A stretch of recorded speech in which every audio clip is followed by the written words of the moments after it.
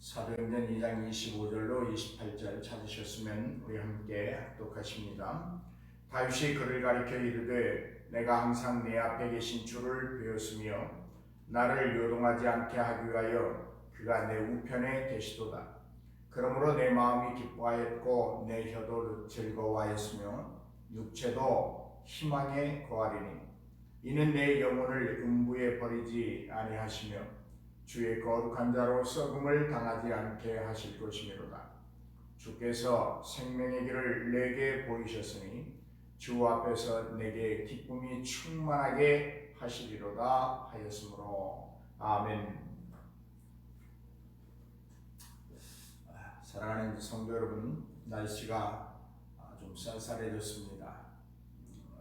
환절기에 특별히 더욱더 건강 유의하시고 하나님 앞에 이 좋은 맑고 청량한 날들을 통해서 하나님을 더 가까이 하고 하나님을 더 즐겁고 기쁘게 해드리는 삶이 계속되어지기를 주의 이름으로 부탁을 드립니다.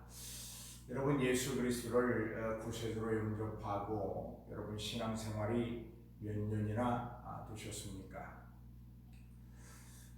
어쩌면 우리는 인생의 일정 부분을 그리스도의 사람으로 살아왔다고 확신하고 있습니다.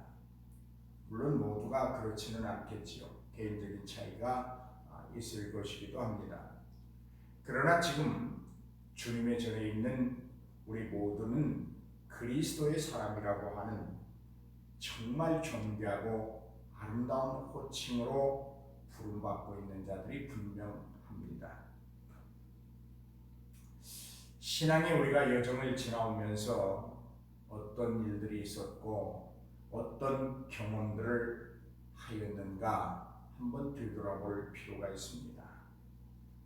모두가 주 안에서 평안과 성숙함이 있었으리라고 확신해 봅니다. 하지만 오히려 그리스도를 영접하지 아니하였을 때보다도 영접하고 나니까 더 심한 고통과 어려움을 겪을 때도 있을 것입니다. 그렇게 한번 저도 추측해 봅니다. 그러나 이러한 상황에서도 그것들은 주 안에서 여전히 지나갔다고 하는 것입니다.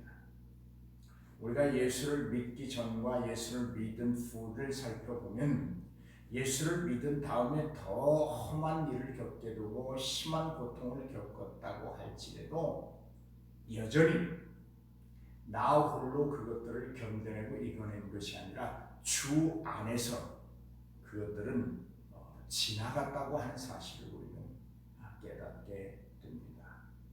여러분, 신앙의 순례 동안에 평안과 기쁨보다 고통과 어려움이 더 많았다면 오늘 우리에게 주신 말씀에 귀 기울이시고 내게 주시는 말씀으로 받아들이시기를 주님의 이름으로 축복해 드립니다. 첫째로 받아들이는 믿음입니다. 받아들여야 합니다. 믿음은 어떻게 성장해 갈까? 받아들여야 합니다. 다윗은 환난 중에도 즐거워하고 환난이 가져다주는 인내의 유익을 최대한 누렸다라고 고백하고 있습니다. 뿐만 아니라 인내를 통하여 연단의 전투력을 보강했다고도 말합니다. 그 연단의 과정 속에서도 어김없이 소망을 이루어가고 있었다고 고백합니다. 오늘 우리가 닮아야 될 믿음임에 분명합니다. 다윗의 고백은 이렇습니다. 내가 항상 내 앞에 계신 주를 배웠으며 나로 요동하지 않게 하기 위하여 그가 내 우편에 계시도다. 아멘. 나로 하여금 요동하지 않기 위하여 하나님이 항상 내 우편에 계신다고 받아들이고 있습니다.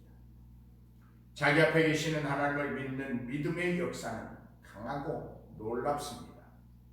반대로 자기 눈밖에 멀리 있는 하나님을 믿는 믿음의 능력엔 말로 표현할 수 없는 초라함과 처절함이 있을 뿐입니다.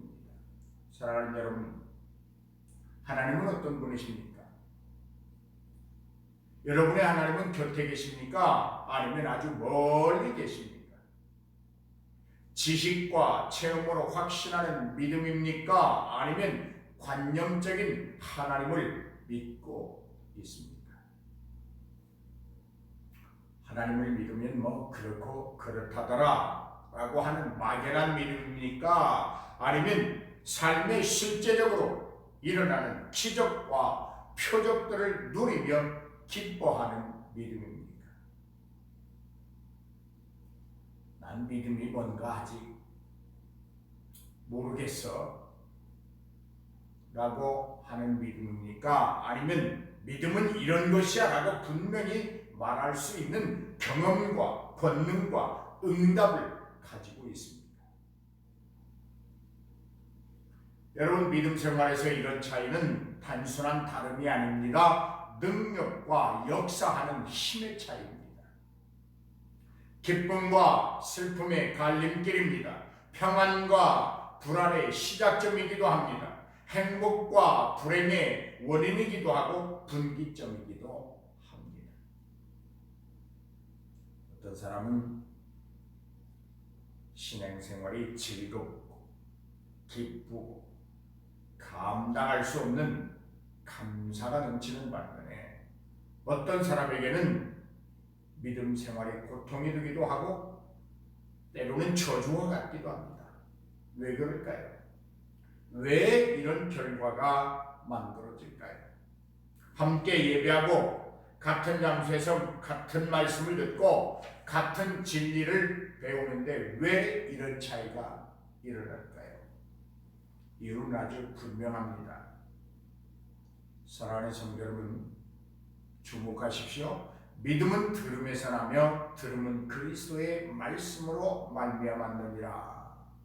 그렇습니다. 말씀에 근거하여 그리스도의 말씀을 들어야 합니다. 아니, 그리스도의 말씀으로 들어야 한다고 하는 것입니다. 강단에서 선포되는 말씀을 어떤 인간이 전하는 말이라고 여긴다면 신앙생활이 오랫동안 지속되었다고 할지라도 차이와 다름을 경험할 수밖에 없습니다. 어떤 사물이나 소문에 관하여 믿는다고 하는 것은 그것들을 사실적으로 받아들인다고 하는 것을 말합니다. 우리 신앙도 역시 받아들여야 하고 받아들여졌을 때 비로소 믿음이라고 할 수 있습니다. 구원에도 이 진리는 적용됩니다. 내 입으로 예수를 주로 시인하며 내 마음에 믿으면 구원을 받으리라. 사람이 마음으로 믿어 의에 이르고 입으로 시인하여 구원에 이르느니라. 로마서 10장 9절로 10절에 말씀하고 있습니다. 입으로 시인되는 과정, 구원의 완성이 아니라 구원으로 나아가는 도입 과정이요, 마음에 믿어짐이 있을 때, 즉 마음속에 온전히 받아들여졌을 때, 그때야 믿음이 완성되는 것이라는 거죠. 이러한 과정을 거쳐 이루어진 완성된 믿음은 누구든지 그를 믿는 자는 부끄러움을 당하지 아니하리라는 말씀처럼 그의 이생과 내생의 평온과 순탄함으로 가득가득 차게 되는 것입니다. 이런 믿음에는 요동이라고 하는 것이 발을 붙이지 못합니다. 두려움이 뿌리를 내리지 못합니다. 혹 그에게는 흔들림이나 두려움이 없을까요? 그의 우편에는 항상 하나님이 좌정하여 계시기 때문에 없습니다. 오늘 사랑하는 여러분, 다윗의 고백을 들어보십시오. 내 앞에 계신 주를 배웠으며 나로 요동하지 않게 하기 위하여 그가 주님이 내 우편에 계시도다. 할렐루야. 그러므로 하나님이 내 우편에 계시며 나를 요동치 않게 하심으로 다윗의 삶에 이런 기적이 일어난다고 말하고 있습니다. 어떤 기적입니까? 내 마음이 기뻐하였고 내 혀도 즐거워하였으며 육체는 희망에 구한 기적의 삶이 내게 펼쳐지고 있다. 그렇게 말하고 있습니다.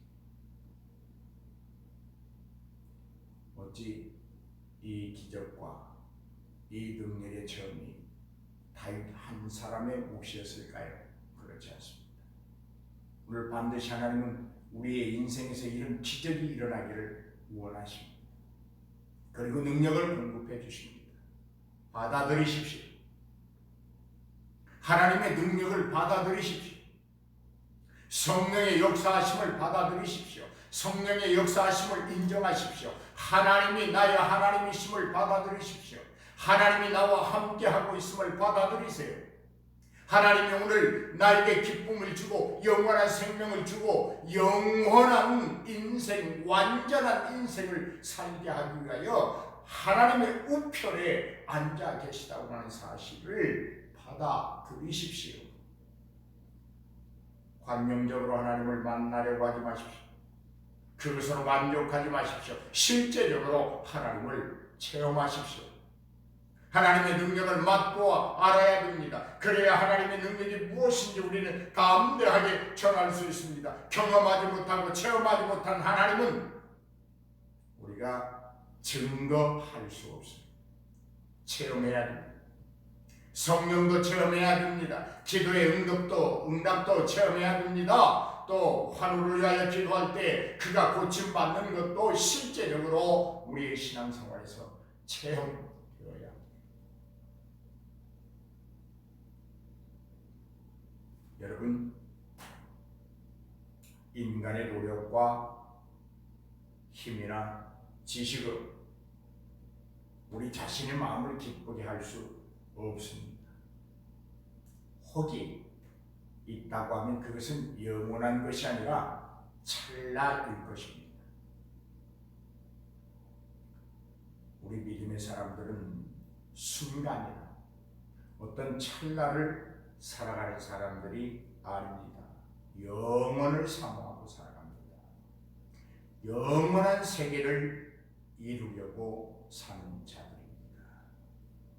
비방과 모함과 거짓으로 훈련된 우리의 혀를 여러분 무엇으로 영원한 즐거움과 참 즐거움으로 가득 채울 수 있겠습니까?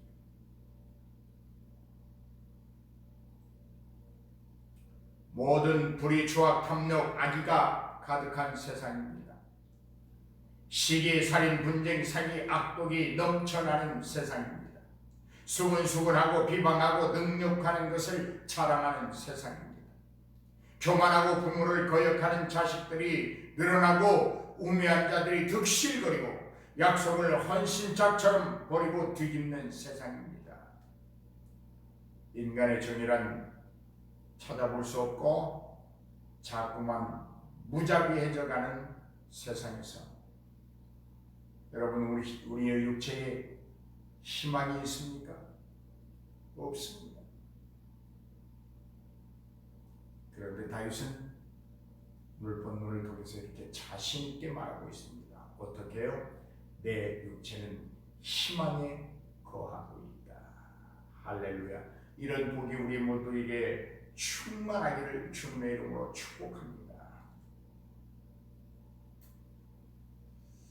여러분, 플라톤이라고 하는 사람은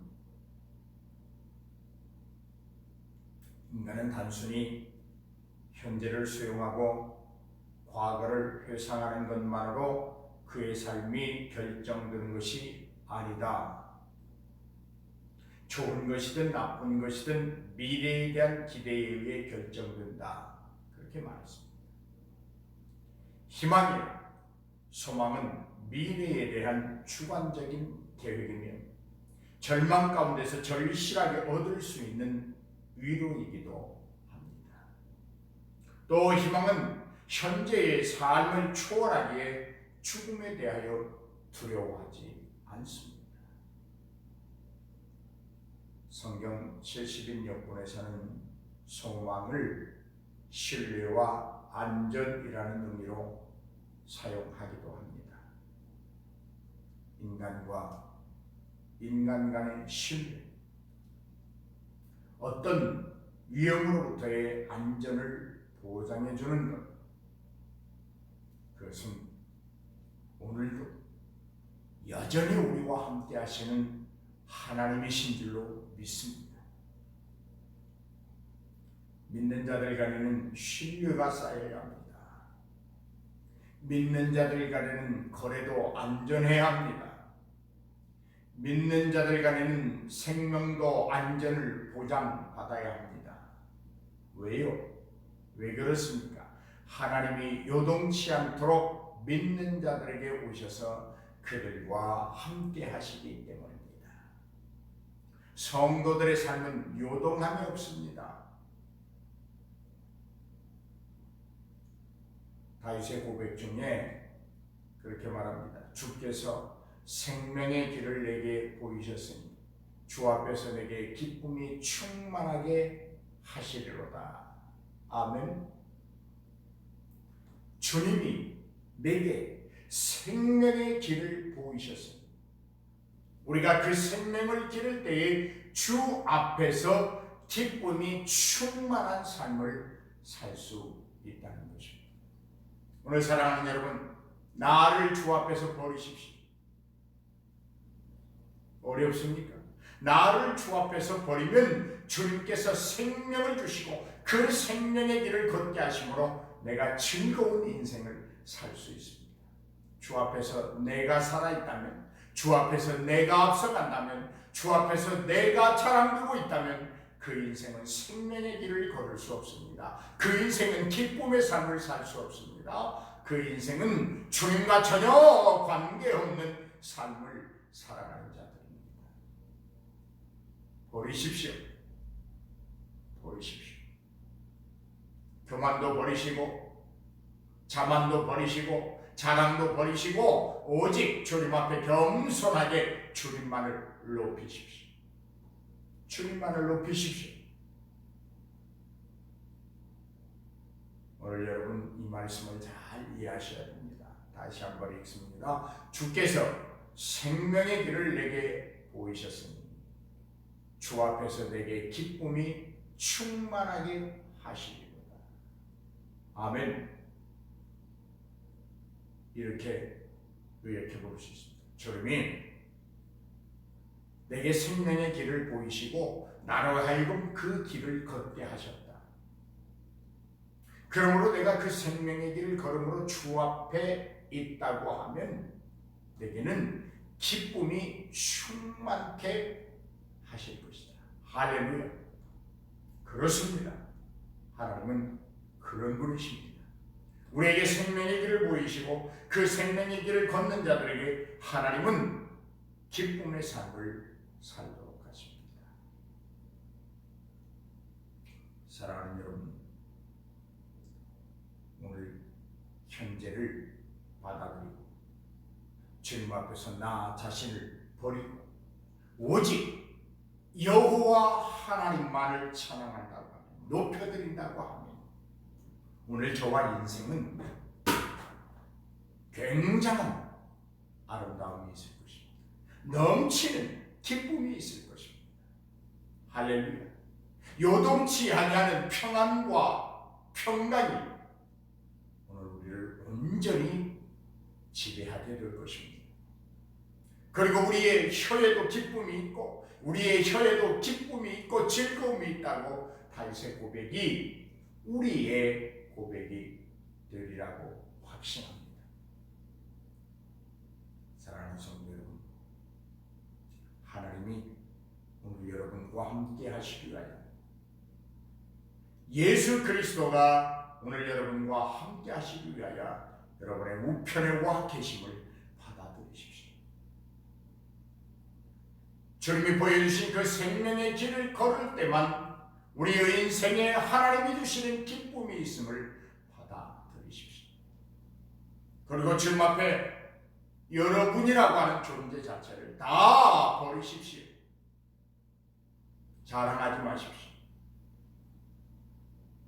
주님과 함께 걷는다고 말은 하면서도 혼자 걷는 그러한 인생의 삶의 방법을 다 버리십시오. 오직 주님만 높이십시오. 여호와의 성호만 찬양하십시오. 우리가 걷는 길에 참으로 기쁨 기쁨만 있을 줄로 믿습니다. 오늘 그러므로 여러분 한번 외쳐보십시다. 오늘 나는 최고의 기쁨을 누린다. 아멘. 한 번 더 하십시다. 오늘 나는 최고의 기쁨을 누린다. 할렐루야. 내 인생에는 기쁨만 있을 뿐이다. 이런 고백을 가지고 이런 믿음을 가지고 오늘 하루 담대하게 사십시다. 하나님이 우리 우편에 계십니다. 우리와 함께 하시기 위하여 오늘 내 우편에 와 계십니다. 믿으십니까? 믿으시기를 주의 이름으로 축복합니다.